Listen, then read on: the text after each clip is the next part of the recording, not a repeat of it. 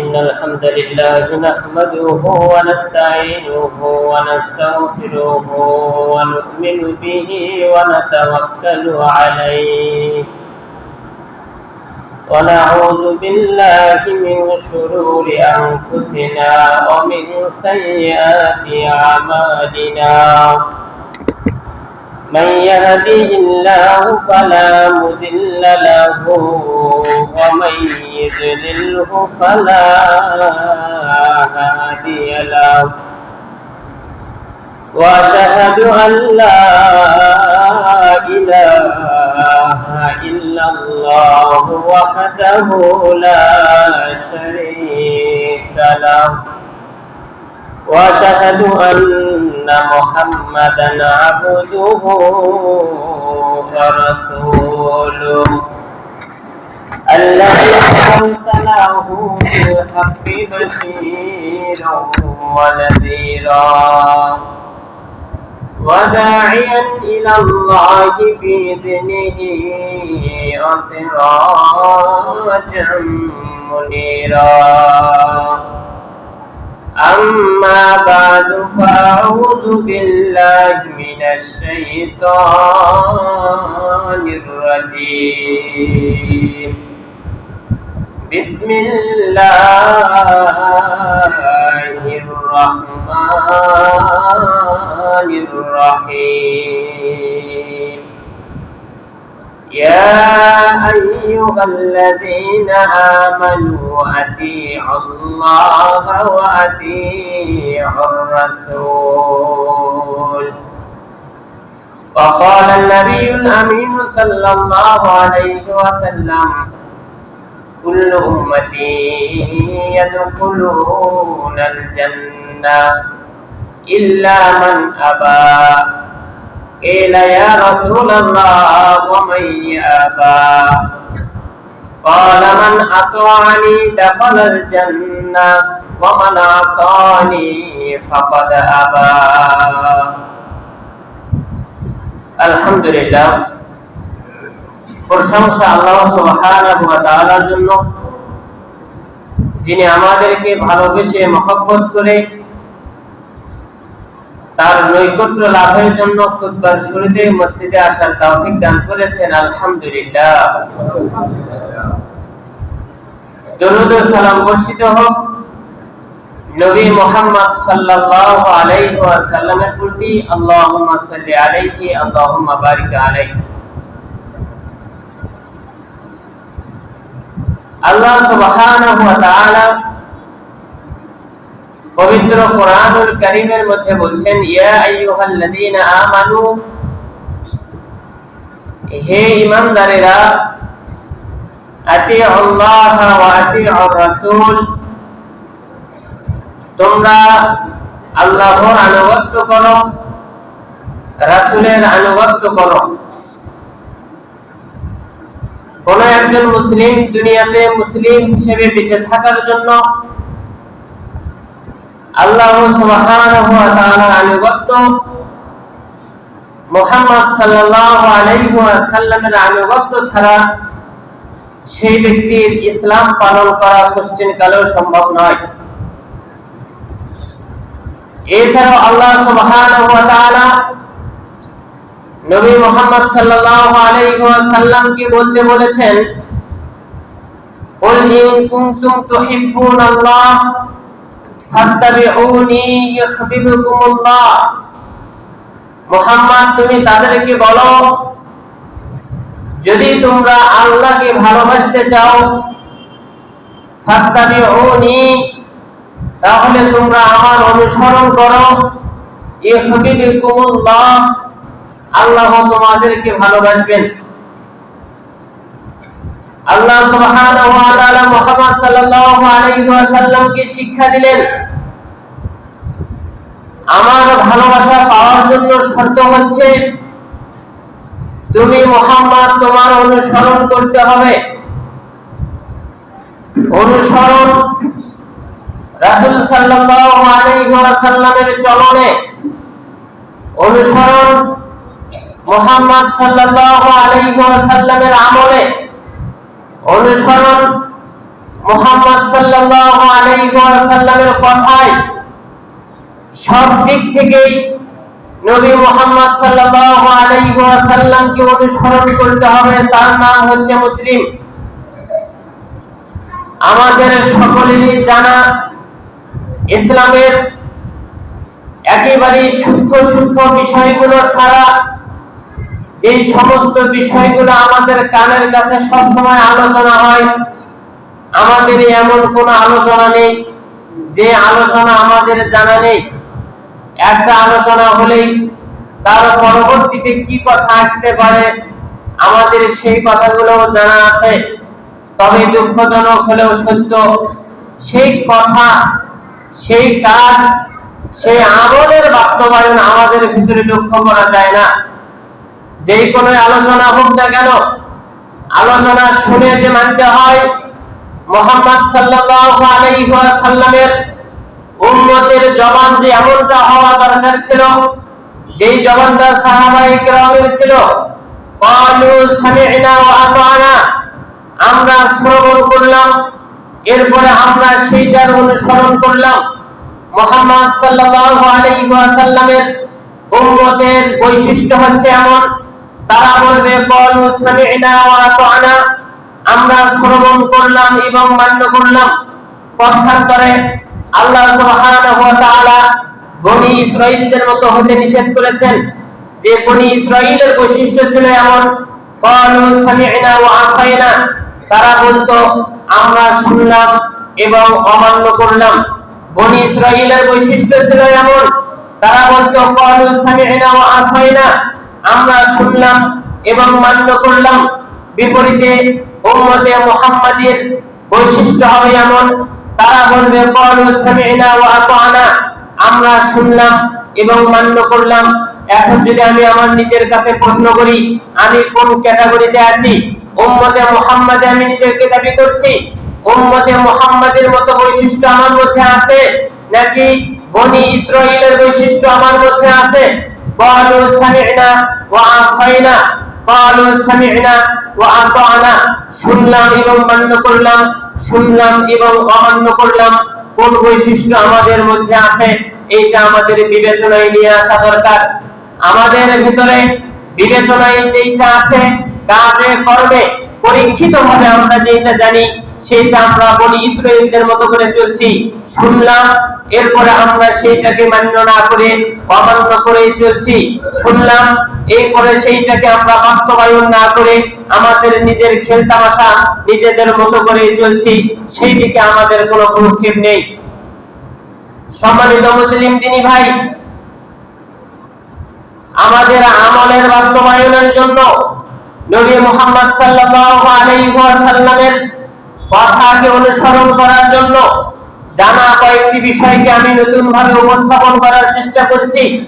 এখনো যদি কোনো মানুষের ভিতরে নিয়তের যদি পরিবর্তন না এসে থাকে, অন্তরে অন্তরে এখনই আল্লাহ সুবহানাহু ওয়া তাআলার উত্তম বান্দা যদি হতে চায়, মুহাম্মদ সাল্লাল্লাহু আলাইহি ওয়াসাল্লামের উত্তম উম্মত যদি হতে চায়, মুহাম্মদ সাল্লাল্লাহু আলাইহি ওয়াসাল্লামের সুপারিশ যদি কিয়ামতের দিনে পেতে চায়, রাসূলুল্লাহ সাল্লাল্লাহু আলাইহি ওয়াসাল্লাম আমাদের সর্বশ্রেষ্ঠ, রাসূল সাল্লাল্লাহু আলাইহি ওয়াসাল্লাম আমাদের রব আল্লাহ সুবহানাহু ওয়া তাআলা, তার সুন্দর দৃষ্টি, তার সুন্দর চাহনি, তার সন্তুষ্টময় চাহনি যদি আমরা কিয়ামতের দিনে পেতে চাই, তাহলে আমরা যেন আমাদের নিয়তকে এখনই আমরা পরিবর্তন করি।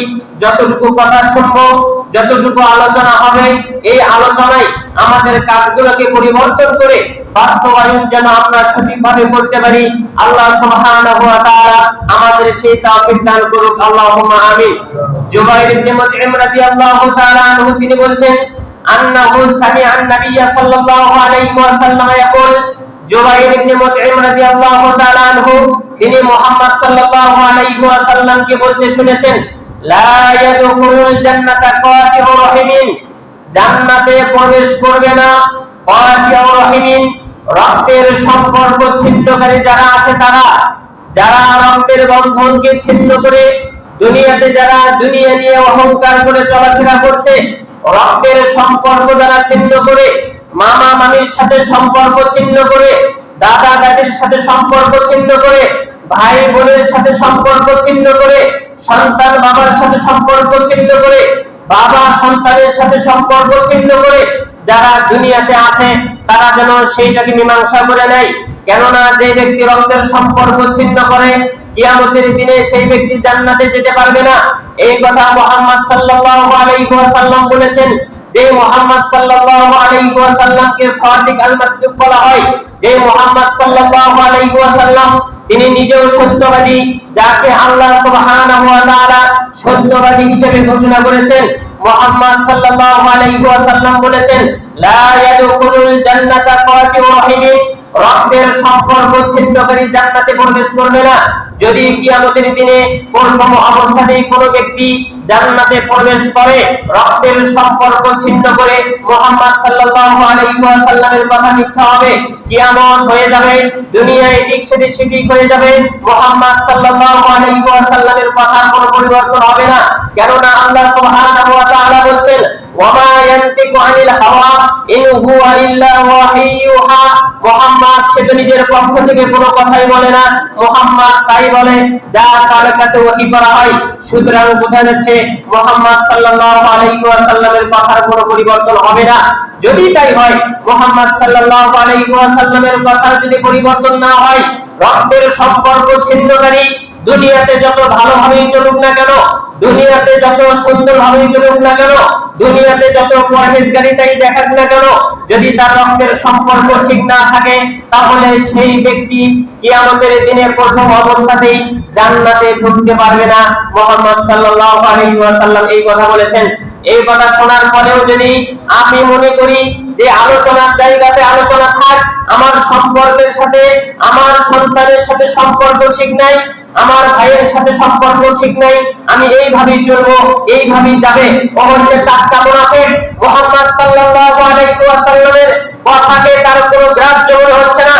মুহাম্মদ সাল্লাল্লাহু আলাইহি ওয়াসাল্লামের কথাকে, হাদিসকে তার কোনো গুরুত্বপূর্ণ মনে হচ্ছে না। অথচ এই কথা লা ইয়াদখুলুল জান্নাতা কাতিউ রাহিমিন, এই কথা আমাদের কাছে আসা পর্যন্ত কত মুর্শিদের জীবন শেষ হয়ে গেছে, কত মুহাদ্দিসকে এক দেশ থেকে আরেক দেশে তাদেরকে ভ্রমণ করতে হয়েছে। এই হাদিস বিশুদ্ধ কিনা, এই হাদিস জাল কিনা, এই হাদিস সহি কিনা, এর পেছনে কত মানুষের রক্ত ঝরে গেছে, এর পেছনে কত মানুষের ধর্ম গেছে, এরপরেও যদি এই হাদিসের উপরে আমাদের আমল না থাকে, সেই ব্যক্তির কাছে মুহাম্মদ সাল্লাল্লাহু আলাইহি ওয়াসাল্লামের কথার কোনো দাম নাই, সেই ব্যক্তির কাছে আল্লাহ সুবহানাহু ওয়া তাআলার দেওয়া ইসলামের কোনো দাম নাই। সুতরাং আপনাদের কাছে বিনীতভাবে অনুরোধ করব, যার সাথে যেই রকম ভাবে যেই অবস্থাতেই সম্পর্ক বিচ্ছিন্ন হয়ে যাক না কেন, যার সাথে যেই অবস্থাতেই সম্পর্কের অবনতি হোক না কেন, সেইটা আজকেই ঠিক করতে হবে, আজকেই ঠিক করতে হবে। দুপুরের তরকারি দিয়ে ভাইয়ের সাথে সম্পর্ক ঠিক করতে হবে, দুপুরের ঠান্ডা তরকারি দিয়ে বাবার সাথে সম্পর্ক ঠিক করতে হবে, দুপুরের ঠান্ডা তরকারির মাধ্যমে, ভাতের মাধ্যমে তাদের সাথে সম্পর্ক ঠিক করতে হবে, নয়তোবা সেই ব্যক্তি আল্লাহ সুবহানাহু ওয়া তাআলার কাছে নাফরমান হিসেবে গণ্য হবে। আব্দুল্লাহ ইবনে মাসউদ রাদিয়াল্লাহু তাআলা আনহু তিনি বলেন, ক্বালা রাসূলুল্লাহ সাল্লাল্লাহু আলাইহি ওয়াসাল্লাম, সিবাবুল মুসলিমি ফুসুকুন ওয়া কিতালুহু কুফরুন, একজন মুসলমান আরেকজনকে, মুসলমানকে গালি দেওয়া হচ্ছে ফাসিকি, একজন মুসলমান হয়ে আরেকজন মুসলমানকে আঘাত করা, হত্যা করা হচ্ছে কুফরি। একজন মুসলমান আরেকজন মুসলমানকে কোনো ক্রমেই গালি দিতে পারে না। বর্তমান সময় এক বর্বরতার সময়, বর্তমান সময় এক মূর্খতার সময়, যেই যুগে মুসলমান শুধু নামে আছে, মুসলমান শুধু সমাজে আছে, মুসলমান শুধু দেশের নামে আছে, মানুষের কাজে কর্মে মুসলমানের কোনো বৈশিষ্ট্য পাওয়া যাচ্ছে না, মানুষের ভিতরে ইসলামের চিহ্ন পাওয়া যাচ্ছে না, সমাজে মুসলমানের চিহ্ন পাওয়া যাচ্ছে না। কত বড় হারামখোর হলে এমনটা বলতে পারে? মানুষ যখন ফেসবুক চালায় সেখানেও লক্ষ্য করা যায় বাংলাদেশে বাংলা আলোচনা আছে, বাংলা ফানি ভিডিও আছে, অশ্লীলতা আছে। শেষ পর্যায়ে দেখা যায় যারা অশ্লীলতা করছে তাদের সেই জায়গাতেই নাকি ভিউ বেশি। এমনও ব্যক্তি আছে যাদের পড়া লাইকের কারণে সেই অশ্লীল জিনিসগুলো আমাদের কাছে আসে, সেইটা বোঝা যায় যে এই ব্যক্তি এখানে লাইক করেছে। আপনি হয়তো বা বুঝবেন না, আপনি শুধু লাইক করে দিলেন, কিন্তু কে লাইক করলেন একটা গানে সেইটা আপনার বন্ধুর কাছে চলে যায়, সেটা দেখা যায় এ লাইক করেছে এইটাতে, আপনি লাইক করেছেন বিধায় আপনার আরেকটা বন্ধুর কাছে সেইটা চলে যায়। একটা মেয়ে মানুষ উলঙ্গ হয়ে ছবি দিয়েছে, সেটাও আবার শেয়ার করে দেয়, আরেকজনের কাছে প্রচার করে। কত বড় নালায়েক, কত বড় মূর্খ, কত বড় বেহায়া, কত বড় অসভ্য এই কাজ করতে পারে। একটা গান সেইটাকে নাকি শেয়ার করে মানুষকে শোনানোর ব্যবস্থা করে দেয়। কত বড় নির্লজ্জ, কত বড় বেহায়া হলে এমনটা করতে পারে। একটা সন্তানকে সুন্দর জিনিস শিক্ষা দেওয়ার বদলে, একটা সন্তানকে ভালো জিনিস শিক্ষা দেওয়ার বদলে একটা ছেলের সামনে মাইক ধরে তাকে বলতেছে তুমি একটা গান বলো, সেই ছেলে গান বলে। একটা ছেলেকে শিখিয়ে দেওয়া হচ্ছে তুমি এইরকম মিথ্যা কথা বলো, সেই ছেলে মিথ্যা কথা বলতেছে। একটা ছেলেকে শিখিয়ে দেওয়া হচ্ছে তুমি এইরকম চাটুকারিতা করো, সেই ছেলে তেমনটাই করতেছে। কত বড় বেহায়া, কত বড় নির্লজ্জ, কত বড় অসভ্য হলে এই কাজ করতে পারে। সেই জায়গাতে অনেকেই গিয়ে আমার সাফাই গায়, এই ব্যক্তি গালি দিচ্ছে, তার গালি দেওয়াটা ঠিক আছে। মুসলমানের মুখ দিয়ে কখনো অশ্লীল কথা আসতে পারে না। মেজাজ রাগ যতই কঠিন হোক না কেন, মাথা যত গরম হোক না কেন, একজন মুসলমানের মুখ থেকে কখনোই খারাপ কথা আসতে পারে না। একটা ভাবি তার আরেকটা ভাবির সাথে ঝগড়া লাগতেই পারে, ঝগড়া লাগলেই তাকে গালি দিতে হবে, এমন মুসলমান আল্লাহ রাসূল সাল্লাল্লাহু আলাইহি ওয়াসাল্লাম চাননি। একটা মেয়ের সাথে আরেকটা স্বামীর ঝগড়া হতে পারে, একটা স্বামীর সাথে তার স্ত্রীর ঝগড়া হতে পারে, ঝগড়া হলে তাকে অসংখ্য কথায় গালিগালাজ করতে হবে। মেয়ে তার স্বামীকে অসংখ্য কথায় গালিগালাজ করতে হবে, রাগকে কন্ট্রোল করতে না পেরে স্বামীকে গালিগালাজ করতে হবে। এই অসংখ্য মুসলমান আল্লাহ সুবহানাহু ওয়া তাআলা চাননি। কোন ক্রমেই একজন মুসলমানের মুখ থেকে অশ্লীল কথা আসতে পারে না। নবী সাল্লাল্লাহু আলাইহি ওয়াসাল্লাম বলেছেন আয়াতুল মুনাফিকি সালাসা, মুনাফিকের আলামত হচ্ছে তিনটি। ওয়া ফি রিওয়ায়াতিন, অন্য বর্ণনায় বলা আছে মুনাফিকের আলামত হচ্ছে চারটি। ইযা হাদাসা কাযাবা, যখন কথা বলে মিথ্যা কথা বলে। ওয়া ইযা ওয়াদা আখলাফা, যখন ওয়াদা করে সেটার ভঙ্গ করে। ওয়া ইযা আতুমিনা খানা, যখন তার কাছে আমানত রাখা হয় সেই আমানতের খেয়ানত করে। ওয়া ইযা আহাদা ফাজারা, যখন তারা ঝগড়ায় লিপ্ত হয় তখন অশ্লীল কথা বলে।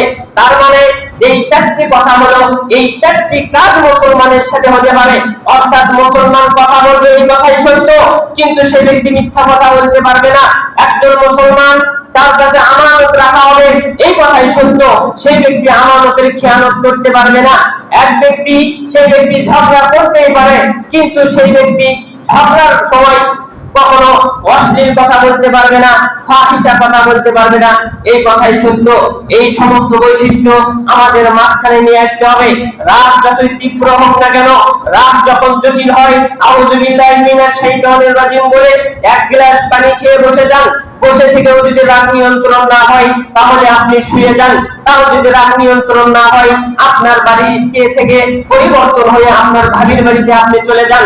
ছেলে যদি হয়ে থাকেন নিজের ঘর ত্যাগ করে আপনার বন্ধুর বাড়িতে চলে যান। তাও যদি না হয় আপনি চলে যান বাজারে ঘুরতে, নয়তো বা চলে যান বগুড়াতে। তারপরেও সেই জায়গায় থাকার মাধ্যমে আপনি অশ্লীল কথা আপনার বউয়ের সাথে বলতে পারবেন না, অশ্লীল কথা আপনার বাবার সামনে বলতে পারবেন না, অশ্লীল কথা আপনার ভাইয়ের সামনে বলতে পারবেন না। একজন মুসলমান যেই ব্যক্তি গালি দিবে সেই ব্যক্তি ফাঁসিকি করবে, হত্যা করা তো দূরের কথা, হত্যা যেই ব্যক্তি করবে সেই ব্যক্তি কুফরি করবে। ইবনে ওমর রাদিয়াল্লাহু তাআলা আনহুমা থেকে বর্ণিত, তিনি বলছেন রাসূলুল্লাহ সাল্লাল্লাহু আলাইহি ওয়াসাল্লাম বলছেন মা যালা জিবরিল ইউসিনি বিল জারি, প্রতিবেশীর ব্যাপারে জিবরিল আমাকে এত ওসিয়ত করতে আছে, ওসিয়ত করতে আছে। ওসিয়ত করা থেকে আমার কাছ থেকে জিবরিল বিচ্ছিন্ন হচ্ছে না। ওসিয়ত এতটাই তীব্রভাবে করছে হাত্তা যানাতু আন্নাহু সাইয়ুরিসুহু, আমার মনে হলো জিবরিল এই প্রতিবেশীর ব্যাপারে আমাকে ওসিয়ত করতে করতে মনে হয় এমনটা করে দিবেন আমার সম্পদের মধ্যে হয়তোবা প্রতিবেশীর অভাব আছে।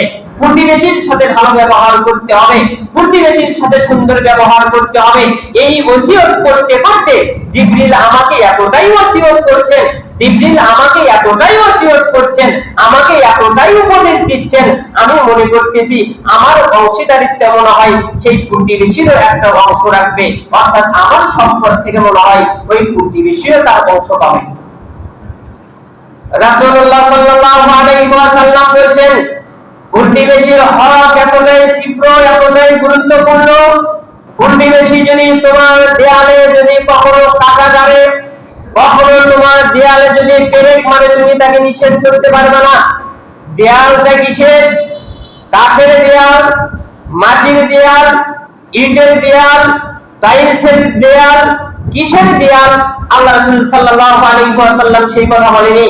যদি আপনি মনে করেন আমার প্রতিবেশীর হক আদায় করতে হবে, সেই প্রতিবেশী যদি আপনার টাইলসের দেয়ালেও যদি পেরেক মারতে চায়, যদি আপনি মনে করেন এই দিক থেকে আমি স্বচ্ছ থাকবো, প্রতিবেশীর হক আদায় করার দিক থেকে আমি বিশিষ্টভাবে থাকবো, প্রতিবেশীর হক আদায় করার দিক থেকে আমি আল্লাহ তাআলার কাছে প্রিয় বান্দা হব, আপনার টাইলসের দেয়ালে পেরেক ফুটতে পারে, আপনি তাকে নিষেধ করতে পারেন না। রাসূল সাল্লাল্লাহু আলাইহি ওয়াসাল্লাম সেই কথা বলেছেন। রাসূল সাল্লাল্লাহু আলাইহি ওয়াসাল্লাম বলেছেন, প্রতিবেশীর হক আদায় করো।